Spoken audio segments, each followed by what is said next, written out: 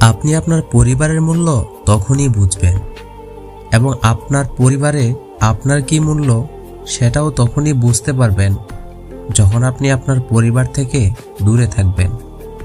পুরো পৃথিবীর মানুষ যখন আপনার বিরুদ্ধে, তখন আপনার পরিবার আপনার পাশে থাকার কথা, কিন্তু যখন আপনার পরিবারই আপনার বিরুদ্ধে, তখন সারা পৃথিবীটাই অন্ধকার মনে হয়।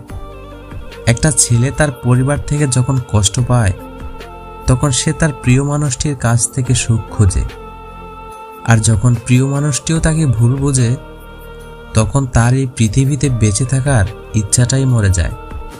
ঠিক সেই মুহূর্তে আপনার মনে করতে হবে, এই পৃথিবীতে কেউ কারোর জন্য নয়।